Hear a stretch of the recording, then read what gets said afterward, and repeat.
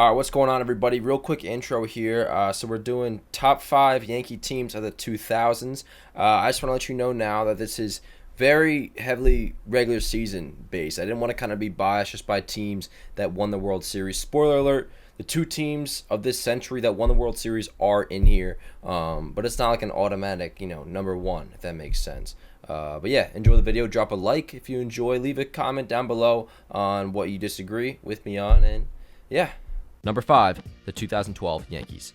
Entering the 2012 season, the Yankees were the clear favorite to take the AL East. After doing so with 97 wins in 2011, they had only improved. For starters, they no longer had a clearly finished Jorge Posada as their DH, as he called it a career. Instead, they signed 40-year-old Raul Ibanez, who would go on to have an OPS 47 points higher than Posada's the previous year, and doing so while coming through with what seemed like a never-ending amount of clutch moments.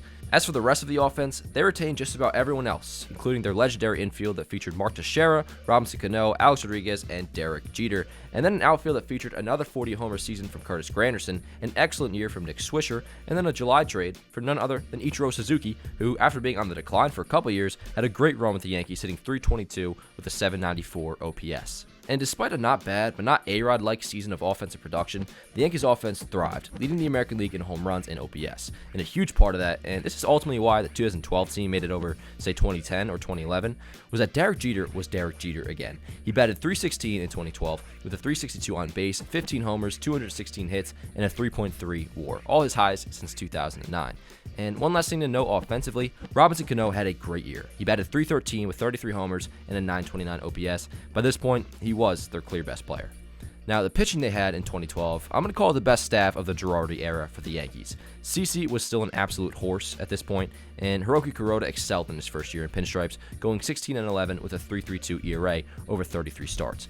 However, the best surprise by far came in March, when it was reported that Andy Pettitte would be coming out of retirement. Certainly a day I'll never forget. This was around the time where I really started to appreciate baseball and the Yankees, and also when I started really like pitching as well. And I remember being 11 years old and wishing I was able to watch Andy Pettitte pitch on a consistent basis, and sure enough, out of nowhere, I got my wish. He was back. Anyways, he came back and he picked up right where he left off in 2010. Now, he did break his ankle, causing him to miss some time, but he posted a .287 ERA over 12 starts and was healthy and good in October. And the bullpen was quite solid as well. With Mariano Rivera out for the year, Rafael Soriano stepped up big time as a Yankee closer, along with another good year from David Robertson as a club setup man. The 2012 Yankees team was really good, and they were absolutely capable of winning a World Series. Unfortunately, they couldn't get past the ALCS against the Tigers, who eliminated them for the second year in a row. Many attribute New York's lifeless performance, though, to Derek Jeter breaking his ankle in extra innings of Game 1. After that, they had nothing. They were swept in 4 games. Number 4, the 2000 Yankees. After winning 3 World Series in 4 years, the 2000 Yankees did not have an ideal regular season. After all, they won a mere 87 games and lost 15 of their final 18. In fact, they actually had the lowest winning percentage of any playoff team that year. But they still won the AL East, with the Red Sox trailing them by 2.5 games come season's end. And I gotta admit, going into making this list, I consider there to be a strong possibility the 2000 Yankees get left off. That was the year I was born, so I obviously didn't watch anything live, but I've done my research. I watched my Yankeeographies, read Joe Torre's The Yankee Years, twice actually, and what's quite clear to me is that this team was far from the 125-win 1998 team. However, it was a combination of a few things that makes the squad an obvious mention. For starters, they won the World Series, which we'll get to in a second, but when discussing an era where we're talking only 2 World Series teams, you bet I will be including both of those teams. Secondly, the teams that followed this one over the next 8 years, even though all but one made the playoffs, were very incomplete. So for me at least, deciding on a top 5 ended up being rather easy.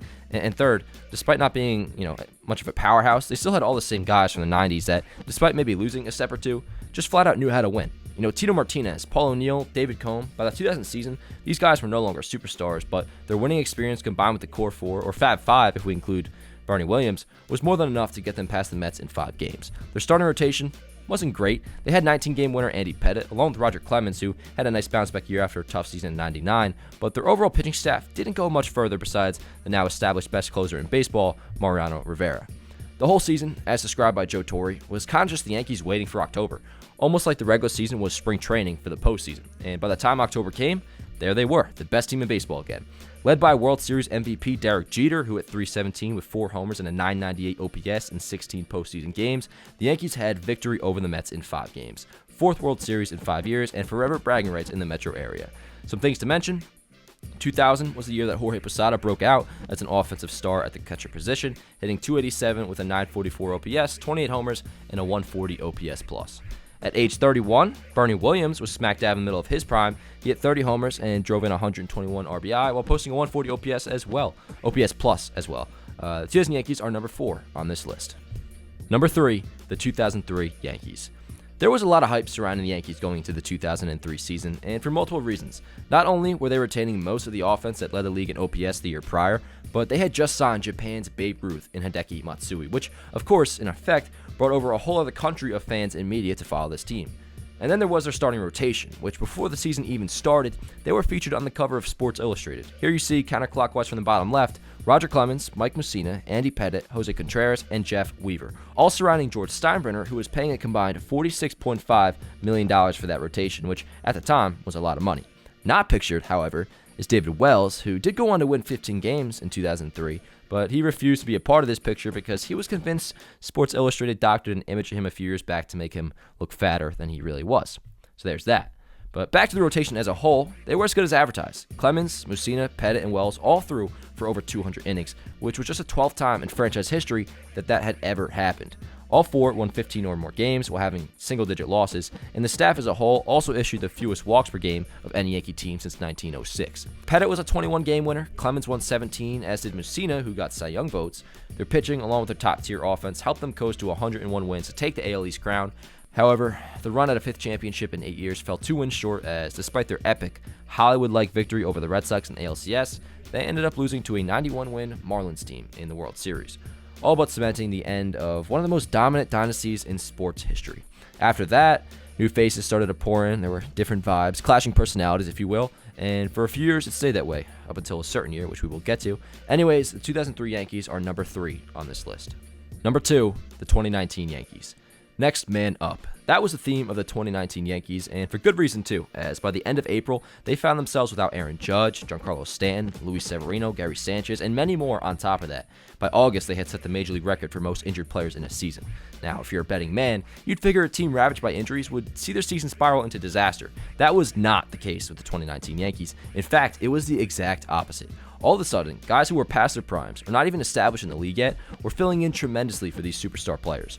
Miguel Andujar, runner-up to Shohei Ohtani for the Rookie of the Year award the year before, he tears his shoulder, and then his replacement, Gio Urshela, plays better than Andujar ever had. Cameron Maybin, brought in after Judge and Stanton both got hurt, Maybin was thought of as nothing more than a competent, veteran outfielder who can hold down the fort at least until either of them come back. Well, Maybin ended up hitting a 127 OPS plus with a 285 average and 11 homers in 82 games. And let's stay in the outfield for a minute. Aaron Hicks hurts his back.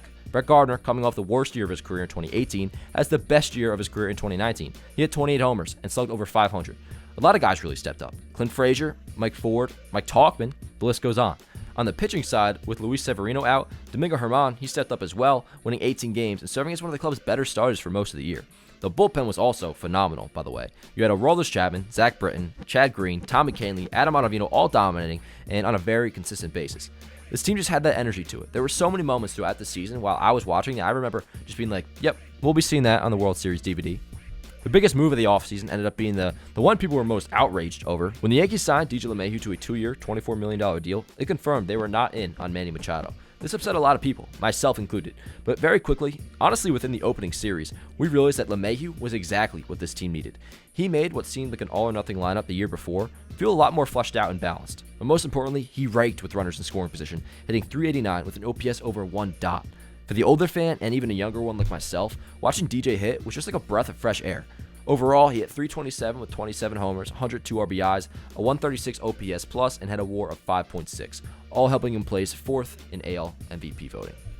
Gleyber Torres, to date, had the best year of his career, hitting 38 homers in his sophomore season in the big leagues. Aaron Judge continued to put up great offensive numbers, but his defense, which had always been really good, officially became elite in 2019. His 21 defensive runs saved led all right fielders, despite him playing in just 102 games.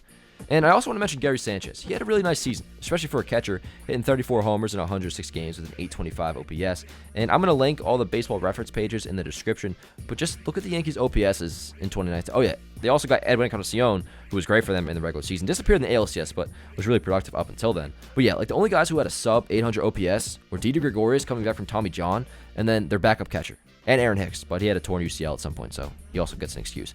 Now, I'm not an idiot. The juice balls certainly played a part in this. Offense was up all over baseball, but hey, it wasn't like 2021. Back then, everybody was playing with the same baseballs. So, outside of suspicions on what the Astros were up to this year, it was an even playing field, and the Yankees were one of the best teams in baseball, no doubt. They clinched the AL East for the first time since 2012 and went into the postseason as the favorite amongst many to go to the World Series. They manhandled the Twins, sweeping them in 3 games, but then couldn't get past the Astros in 6. And listen, I'm not going to get into whether or not the Astros were still cheating, but all I'll say is this. If their flawless cheating scandal had been working so well for them and they hadn't been caught, why should I believe that they suddenly gained morals and just decided to stop? That will never make sense to me. And there's a lot of reason to believe they never stopped cheating. But there's also some reason to believe the opposite. Maybe. But when you cheat once, people then have the right to speculate, and I'm absolutely taking this side that the Astros' 2019 success was not entirely legitimate. And it's a damn shame that this Yankees team may have been a casualty of that. But nonetheless, the 2019 Yankees are number 2 on this list. All right, guys, brief interruption real quick before we get to the last one. I just want to let you know about our sponsor over here at Yankees Avenue, which is the leader in below-the-waist grooming. That is, of course, Manscaped. And with Valentine's Day right around the corner, a special occasion, of course, you can join the 4 million men worldwide who trust Manscaped by going with our exclusive offer, going to manscaped.com, code YANKSAVE for 20% off plus free shipping. The Performance Package 4.0 from Manscaped is the thing every guy needs in their life to make each and every day just a little more special. The number one product in this package definitely is the Lawnmower 4.0, which is an electric trimmer designed to trim hair on loose skin. And get this, the trimmer's advanced skin-safe technology reduces cuts and nicks, and you have a 4000K LED spotlight so you know exactly where you're shaving. And you also get the Weed Whacker nose and ear hair trimmer, also some liquid formulations as well, the Crop Reviver Ball Toner, and the Crop Preserver Ball Deodorant. And they also give you 2 free gifts as well. You can't go wrong with their Shed travel bag and the anti-chafing boxer briefs. Both of those are included. Use my code YANKSAVE for 20% off plus free shipping. You guys, I have the best supporters in the world. You're always asking, how do you support me? Well, this is an example of that. Using my code, go to manscaped.com, code YANKSAVE for 20% off plus free shipping. Benefits you, benefits me. I have this product myself, guys. I 100% would not advertise something I didn't appreciate and use myself, which I definitely do with Manscaped. So yeah, code YANKSAVE, 20% off plus free shipping, and let's get back to the video. Number 1, the 2009 Yankees. Not that it's an insult anyways, but 2009 is the only time the cliche, the Yankees buy their championships line, someone applies. But hey, Hal Steinbrenner did what he had to do, which was add fun but great players to an aging and stale roster. In 2008, the Yankees had missed the playoffs for the first time since 1993, winning just 89 games. George Steinbrenner, who had stepped down as the main decision-maker, was in his last years, and with a beautiful brand new stadium set to open, the desire to win the World Series was never higher, and that showed in their offseason moves. First order of business for general manager Brian Cashman was to address first base. Although at first he was opposed to the idea, an opinion he trusted convinced him to bring in the very loud and enthusiastic Nick Swisher, who was coming off a down year with the White Sox. Now Swish ended up becoming the everyday right fielder, not first baseman, but the move paid off big time nonetheless. In 150 games, he had a 122 OPS plus with 29 homers and was a great personality in a clubhouse of guys who had tremendous chemistry. Next, along with being very good clubhouse guys, the Yankees signed 2 stud pitchers in CC Sabathia and AJ Burnett, which drastically improved their rotation. CC, having just put the Brewers on his back for 2 months, was a bulldog the Yankees needed. He made 34 starts and went 19-8 with a 3.37 ERA over 230 innings. AJ Burnett, his contract ended up looking pretty bad a few years later, but in 2009, he was the pitcher the Yankees signed up for. Over 33 starts, Burnett was 13-9 with an ERA hardly over 4, and he also had a crucial pitching performance in Game 2 of the World Series after the Yankees had been down 1-0 to Philadelphia. And then the Yankees, who initially weren't all that interested, swooped in and signed star first baseman Mark Teixeira, who a couple weeks earlier was close to signing a contract with the Red Sox. Thankfully, that never happened because Tex was a huge part of 2009, as he was their best offensive player throughout the regular season. His 39 homers, 122 RBIs, 948 OPS all led the team and helped him finish second AL MVP voting behind Joe Mauer. So, having committed almost $500 million in free agency, the Yankees had retooled and set themselves up for a much better year in 2009. However, it got off to possibly the worst start imaginable, as right before spring training, it was reported that Alex Rodriguez had tested positive for PEDs in 2003. That led to him admitting he used during his 3 years with the Rangers, but never with the Yankees, which, while we're on the topic, just so everyone is aware, this way if you're in a conversation, you can know when A-Rod used steroids. At least as for what is documented, you can suspect all you want, but A-Rod's documented steroid use took place from 2001 to 2003, and then the second half of 2010 to 2012. Some suspect it goes back to high school, and he's made his own bed. People, same with the Astros, have the right to speculate, but there's no evidence or honestly especially for 2009, reason to believe A-Rod was using. That would be like the Astros cheating in 2021. Very unlikely he would do it right after he got caught. He literally said, I want to be judged from this day forward, which, is funny. It's kind of ironic because he started using literally, 2 years later or the next year after that. But anyways, I don't expect to use in 2009 or any prior year with the Yankees. But anyways, back to baseball, the Yankees looked lost over the first 28 games as they were 13-15. It wasn't until A-Rod's return on May 8th that they started to look like themselves. And, of course, A-Rod homered on the very first pitch he saw to immediately drive in 3 runs and help the Yankees win a game. He kind of just had that weird flair for the dramatic. A-Rod always had that, which, it didn't always end up well for him. It wasn't always like a good flair for the dramatic necessarily. But in 2009, it really did work well for him, which we will get to. But from there, the Yankees ran through some hurdles, but for the most part, especially in the second half, they dominated. Their offense, by the way, was never ending. Literally everyone had a good year. Posada was great. Jeter was an MVP candidate, so was Teixeira. A-Rod had a great year. Cano, Damon, Matsui, etc. They had a ridiculous lineup. A top 10 lineup in franchise history. Top 15, maybe. And a big part of that is obviously the infield. Mark Teixeira, Robinson Cano, Alex Rodriguez, and Derek Jeter. Quite possibly the greatest infield of all time.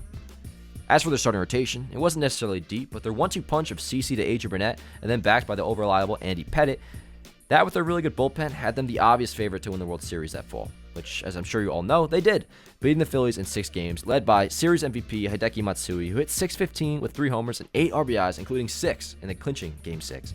But the postseason MVP as a whole goes to A-Rod. After years of failing to come up big in clutch spots and in October, A-Rod was unbelievable, hitting 3 game-tying home runs in the 7th inning or later. In total, he hit 6 and drove in 18 and batted .365. He also had a huge hit in Game 4 of the World Series that led the Yankees to a victory. But overall, I think the 2009 team was the perfect mix of veterans who won before, still being really good, mixed with a group of guys all in their prime who really liked each other as teammates. To me, there's no doubt. The 2009 Yankees are not only the best Yankees team of the 2000s, but one of the greatest Yankee teams of all time.